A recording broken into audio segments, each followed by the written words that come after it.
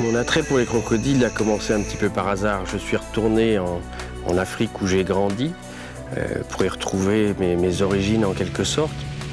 C'est là que j'ai pu partir sur une rivière avec un chasseur une nuit qui a attrapé un bébé crocodile, un petit animal de 60 cm de long.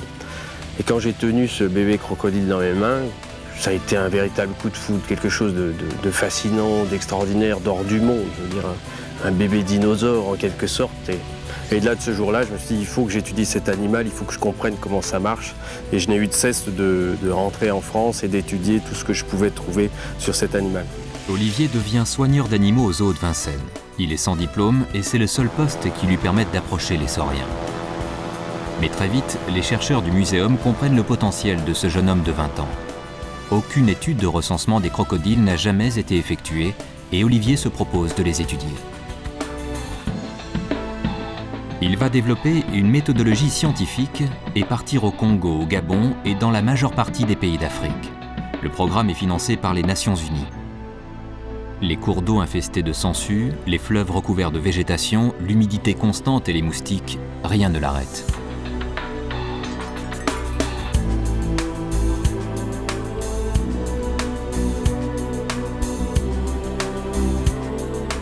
Olivier va ainsi réussir à faire le premier recensement de crocodiles en Afrique. Il va capturer des centaines de reptiles, différencier les espèces, les marquer avant de les relâcher. C'est durant de longues nuits de traque qu'il repère les crocodiles. Leurs yeux s'allument de rouge à la lueur d'une torche.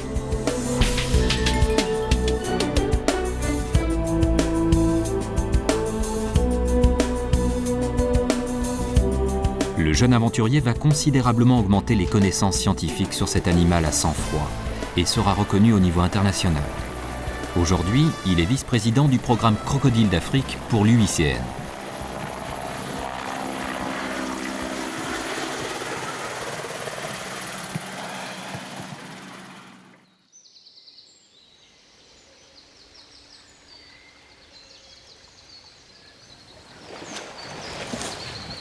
Cet animal qui a provoqué le coup de foudre d'Olivier est une splendeur inchangée depuis 65 millions d'années.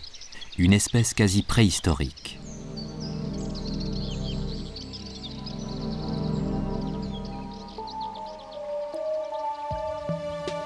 Un miracle de la nature, car le crocodile sait mieux que tout autre animal faire l'économie de son énergie. Des muscles puissants situés dans sa queue lui servent à se mouvoir sans bruit au ras de l'eau.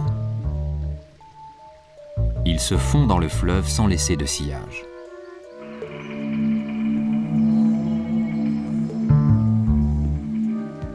Lentement, il observe. Le plus gros prédateur aquatique d'Afrique est toujours à l'affût.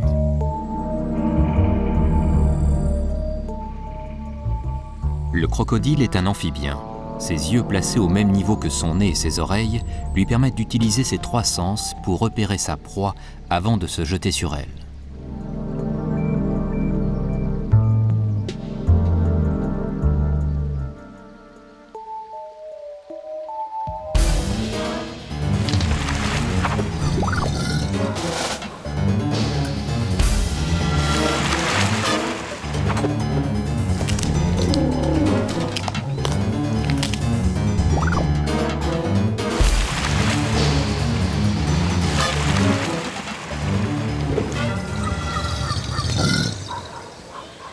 À mon arrivée à Madagascar, les crocodiles étaient classés dans les espèces nuisibles, donc à exterminer en quelque sorte, au niveau officiel et considérés par les Malgaches tels quels au niveau local, sur le terrain.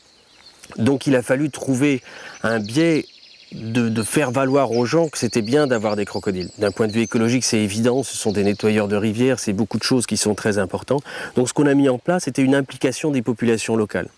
Dans les régions où on a mis en place le programme, les reproducteurs sont préservés. Les crocodiles sont passés dans la catégorie des animaux utilisables, gibier, mais ils sont sortis de la catégorie des animaux nuisibles et les gens sont contents de vivre avec les crocodiles. Ils ont mis en place des barrières pour protéger leur bétail des crocodiles, mais on a réussi à atteindre une certaine harmonie. Ça reste des animaux dangereux en permanent, mais les gens vivent avec les crocodiles à côté d'eux et les acceptent. À Madagascar, comme dans le reste de l'Afrique, les crocodiles ont massivement été tués et toutes les espèces de sauriens sont en danger d'extinction. chassés pour être mangés ou pour le commerce de leur peau. Le crocodile du Nil est la seule espèce qui vit à Madagascar. Il peut atteindre plus de 5 mètres. Il a une centaine de dents de rechange en cas de perte lors de combats. Une valve, située au fond de sa gorge, isole les voies respiratoires et lui permet de se nourrir sous l'eau.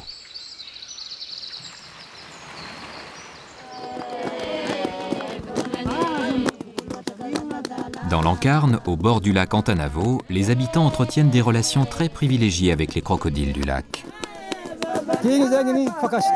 Ce zébu est une offrande. Le prieur explique aux bovins qu'il a été choisi pour honorer le repas des reptiles sacrés.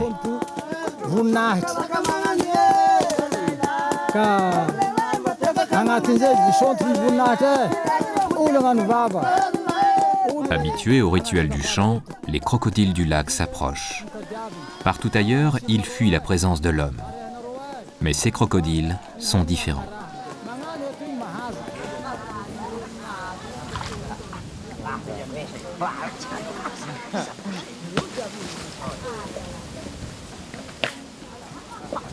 La légende raconte qu'un étranger arriva dans le village et demanda de l'eau. Tous refusèrent, à part une femme. L'étranger lui recommanda de quitter le village parce qu'il allait donner beaucoup d'eau à ceux qui la lui avaient refusée. Quand la femme revint, le village était englouti sous un lac et tous les villageois étaient transformés en crocodiles. Depuis, très régulièrement, les descendants de la seule rescapée offrent un zébu à leurs ancêtres, les crocodiles.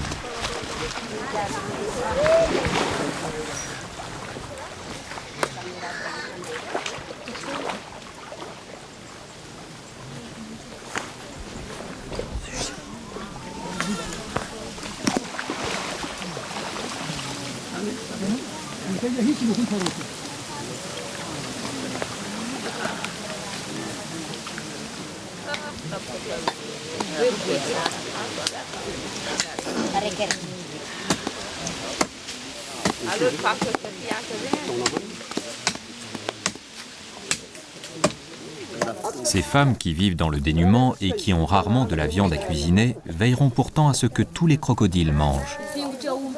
Après, les restes du zébu seront partagés entre les villageois.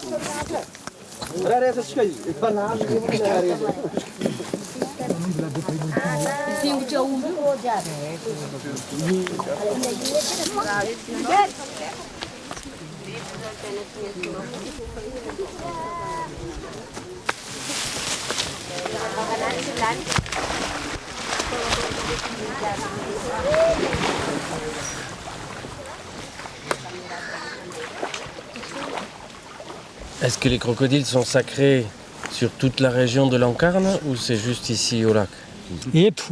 C'est là seulement dans cette lac. C'est interdit, même personne il va. Personne ne peut venir tuer un crocodile ici. Même personne ne va pas rentrer dans cette eau. C'est interdit. C'est interdit de pied. Et qu'est-ce qui se passerait si quelqu'un venait tuer un crocodile? Qu'est-ce que Missoulu a mon voyou?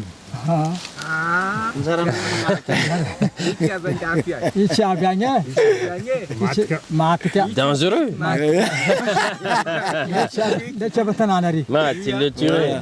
Si quelqu'un qui tire le crocodile, il va pas jusqu'à la ville. Il est mort. Il y a quelqu'un, il dit qu'il a mis un chien sur le lac. Même pas, il vient de village, il est décédé. Parce que c'est sacré aussi, sacré. Il ne faut pas mettre de chien autour du lac. Voilà. Et si on respecte, il est tombé malade, il est mort.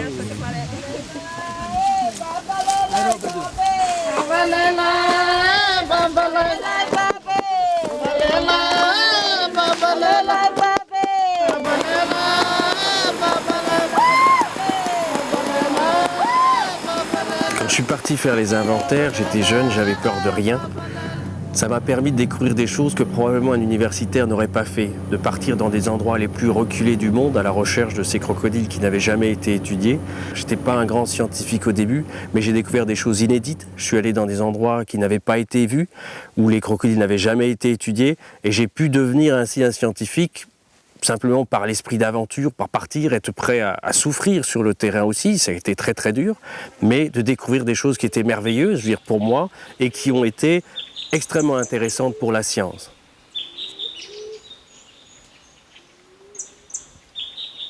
Olivier a toujours son âme d'aventurier.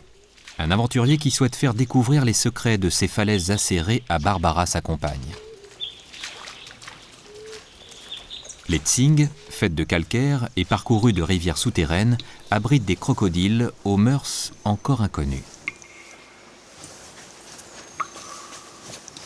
Tu vois, si je devais, après toutes ces années d'études des crocodiles, s'il y a un truc que je devais encore faire sur le terrain, ce serait travailler ici.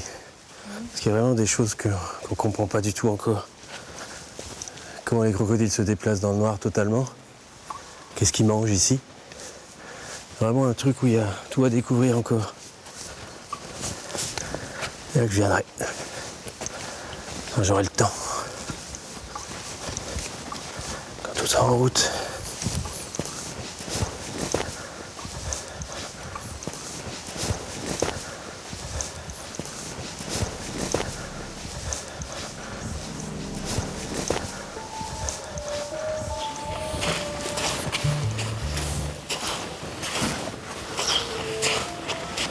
Ah, regarde, non, là il y a les traces. Regarde. On voit la queue, tu as les pattes de devant, tu as les pattes de derrière. Et là tu vois d'après la taille de la patte, ça fait à peu près 1m75.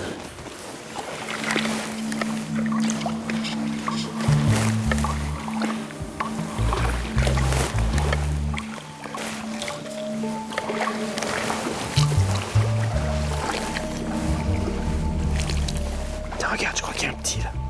Attends.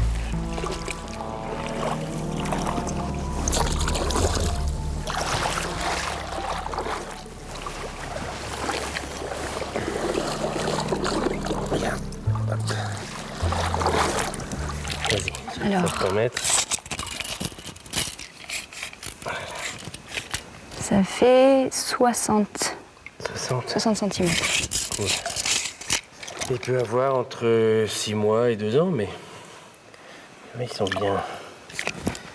bien gras. Et à ton avis, ils se nourrissent de quoi ici, les jeunes? Oh, bah, là, les jeunes, ils ont beaucoup de petits poissons, de crabes, de crevettes. Les gros, c'est autre chose. Là, ça reste un mystère. Il est cool, tu vois. Pas de parasites. Tu vois, il n'est même pas stressé outre mesure.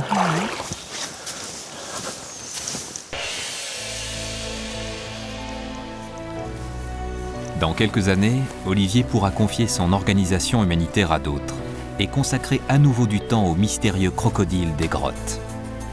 Mais ça, c'est une autre histoire.